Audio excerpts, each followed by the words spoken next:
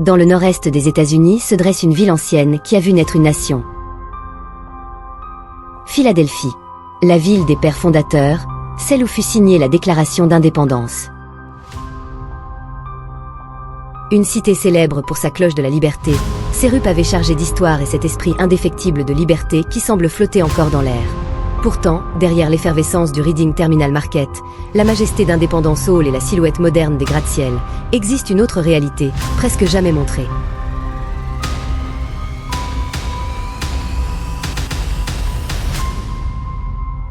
Dans les ruelles étroites, sous les ponts, au fond des parcs municipaux, des silhouettes errent sans but, dorment sans toit et vivent sans certitude. Des hommes et des femmes qui ont perdu leur place, leur voix, et parfois même leur nom. À Philadelphie, plus de 4000 personnes n'ont pas de domicile. Et ce chiffre n'est que la partie émergée d'une histoire bien plus profonde. Les sans-abri de Philadelphie ne sont pas de simples statistiques. Ils font partie intégrante de cette ville, de son histoire, de ses luttes, de son avenir.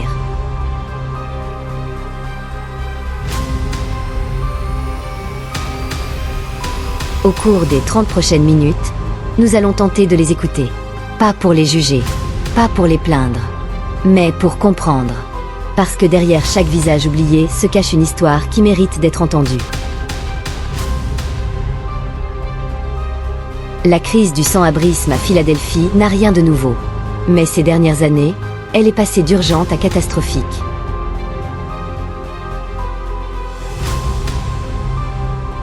Chaque nuit, environ 4000 personnes dorment dehors dans cette ville. Parmi elles, près de 1200 vivent réellement dans la rue. Pas dans des refuges, pas dans des hébergements d'urgence, mais sur les trottoirs, dans les parcs, sous les ponts.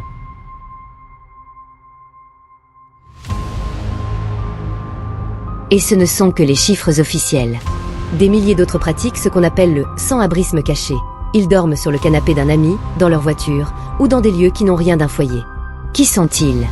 D'anciens ouvriers d'usines licenciés, des vétérans revenus traumatisés par des blessures invisibles, des adolescents LGBTQ plus chassés de chez eux, des mères célibataires qui ne peuvent plus payer le loyer, et même des enfants. Aucun n'avait rêvé d'une vie pareille. Crise économique, pénurie de logements abordables, effondrement de la santé mentale, épidémie d'opioïdes. Tous ces fléaux se sont rejoints pour former une tempête parfaite. À Philadelphie, les loyers augmentent plus vite que les salaires. Le logement abordable se fait rare. L'aide sociale arrive souvent trop tard, quand elle arrive.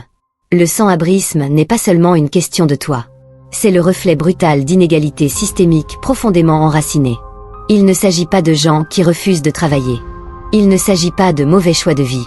Il s'agit d'opportunités distribuées de façon inégale. Quand le logement devient un luxe, le sans-abrisme peut frapper n'importe qui. Même ceux qui, hier encore, nous ressemblaient. Imaginez-vous vous réveiller chaque matin sans toit au-dessus de la tête. Pas de réveil. Pas de café chaud. Pas de salle de bain.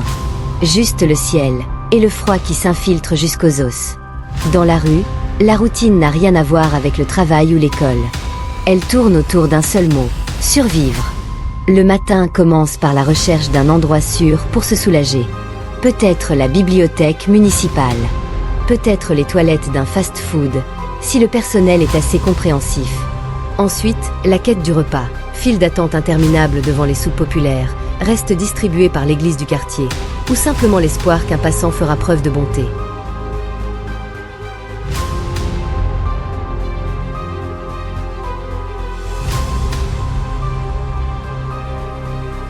Chaque pas dans la rue est un risque. Se faire voler ses affaires pendant qu'on dort. Se faire réveiller violemment par la police, ou au contraire, être totalement ignoré. Le sommeil n'est jamais réparateur. Parfois sur un banc de parc, parfois au coin d'un trottoir, avec un simple carton comme matelas. L'hiver, l'air peut tuer en silence. L'été, la déshydratation frappe sans prévenir. Ceux qui vivent dans la rue ne sont pas seulement sans abri. Ils perdent aussi leur sentiment de sécurité, leur intimité, leur dignité. Beaucoup font pourtant l'impossible pour garder une apparence digne. Douche dans les refuges, cheveux peignés, vêtements pliés avec soin. Ils s'accrochent au dernier lambeau de respect de soi.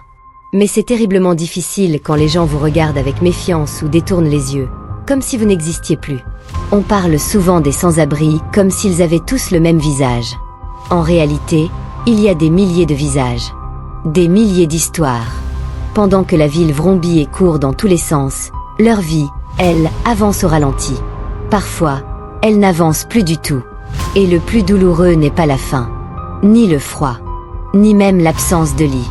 Le plus douloureux, c'est quand plus personne ne vous voit. Quand on vous considère comme inexistant. Philadelphie n'est pas restée les bras croisés face à la crise. Des efforts sont déployés, partout, pour essayer d'endiguer le flot. Il y a des refuges d'urgence qui ouvrent leurs portes à ceux qui n'ont plus rien. Chaque nuit, des centaines de lits sont occupés. Mais chaque nuit, des centaines d'autres restent dehors, faute de place. Certains centres obligent à arriver dès l'après-midi pour s'inscrire avant que la file ne soit complète. D'autres imposent des règles strictes. Pas de bagages, réveil à 5 heures du matin, sortie obligatoire avant même que le soleil ne soit complètement levé. Pour certains, c'est une aide précieuse. Pour beaucoup d'autres, c'est un lieu où l'on se sent encore moins en sécurité que dans la rue. Vivre dehors, aussi dur soit-il, peut parfois sembler plus humain que dormir entassé dans une salle sans intimité, sans calme, entouré d'inconnus. Derrière ces structures, il y a des milliers d'assistants sociaux et de bénévoles qui se battent sans relâche. Ils arpentent les rues, distribuent des repas, des couvertures, et surtout, une conversation. Ils connaissent les prénoms que tout le monde a oubliés. L'une des organisations qui forment la colonne vertébrale de l'aide sociale à Philadelphie s'appelle Projectum. Depuis 1989, ils ne construisent pas seulement des logements. Ils reconstruisent de l'espoir. Leur philosophie est simple. Housing first. D'abord un toit. Ensuite seulement on parle emploi, thérapie, reconstruction.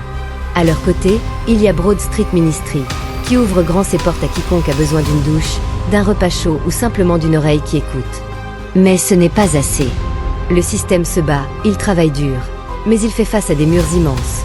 Budget limité, bureaucratie lourde, stigmatisation tenace. On refuse l'entrée à ceux qui ont un animal de compagnie. On refuse ceux dont les troubles mentaux ne sont pas encore pris en charge. On refuse ceux qui ne rentrent pas dans la case sans-abri chronique et qui, du coup, ne sont pas prioritaires. Quand l'aide dépend de cases et de critères, trop de gens passent entre les mailles du filet. Sur le papier, l'aide existe. Dans la vraie vie, tout le monde n'y a pas accès. Et pendant que les listes d'attente s'allongent, la vie dans la rue, elle, ne fait aucune pause. Pas de répit. Pas de sécurité. Pas de maison. Dans le coin nord de Philadelphie se trouve un quartier appelé Kensington. Là, la crise du sans-abrisme rencontre une crise encore plus sombre, l'épidémie d'opioïdes. Certains l'appellent le ground zéro de la crise de la drogue en Amérique. Ces trottoirs sont jonchés de seringues, comme des feuilles mortes en automne. Dans ces ruelles, des corps voûtés, perdus entre la douleur et une euphorie éphémère. Beaucoup, ici, n'ont pas seulement perdu leur logement. Ils ont perdu le contrôle de leur corps, de leur esprit. L'addiction aux opioïdes commence souvent là où on ne l'attend pas. Une prescription d'antidouleur, une blessure au travail, un traumatisme ancien. Mais une fois la porte ouverte, elle ne se referme presque jamais. Et l'aide, quand elle existe, arrive presque toujours trop tard. Le système de santé mentale de la ville, comme tant d'autres aux États-Unis, est débordé, sous-financé, saturé de listes d'attente. Beaucoup de sans-abri souffrent de troubles graves. Schizophrénie, stress post-traumatique, bipolarité, dépression profonde.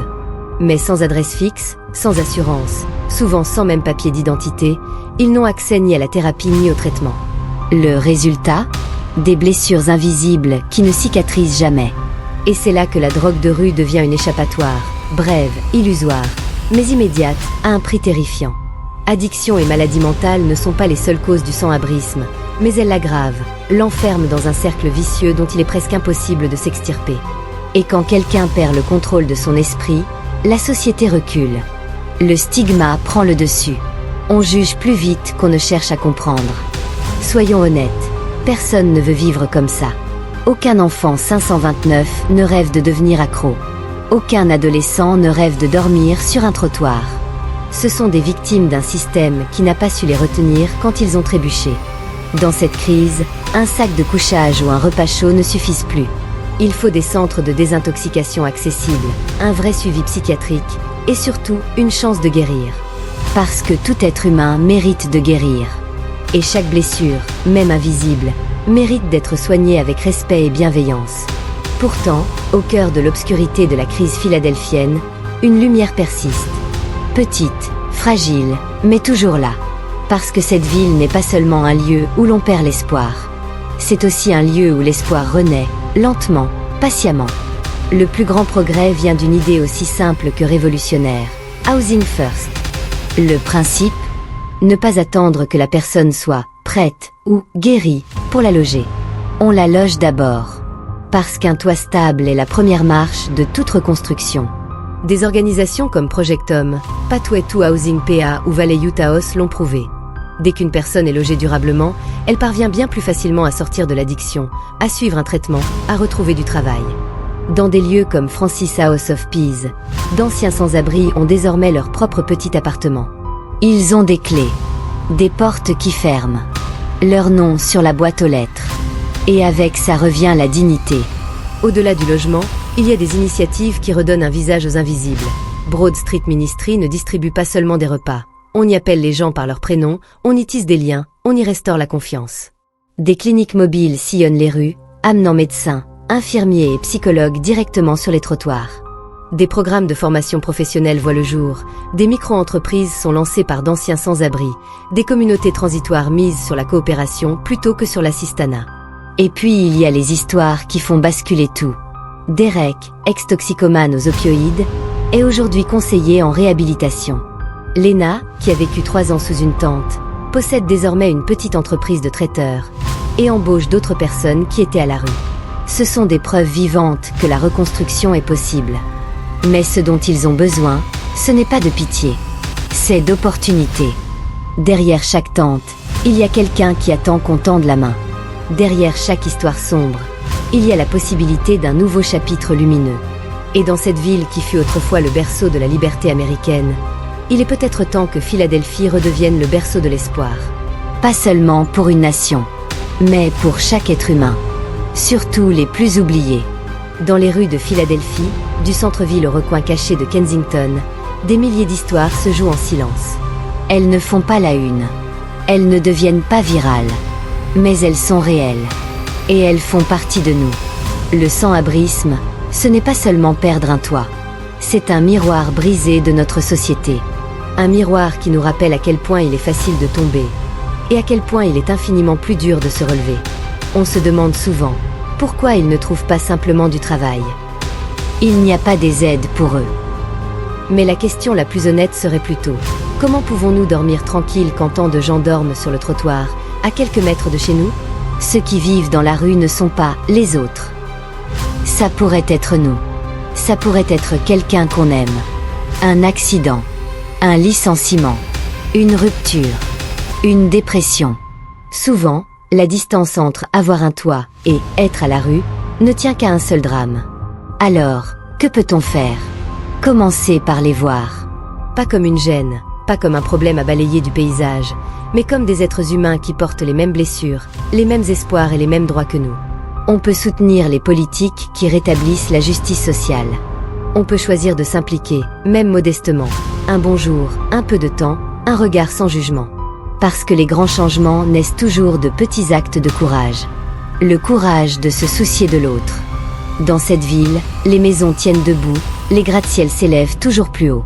Mais la force d'une ville ne se mesure pas à la hauteur de ses immeubles. Elle se mesure à la façon dont elle traite ses plus fragiles. Et peut-être qu'un jour, quand nous comprendrons vraiment ce que signifie avoir un chez-soi, nous réaliserons que ce n'est pas seulement un lieu où l'on vit, c'est un endroit où l'on se sent digne de vivre.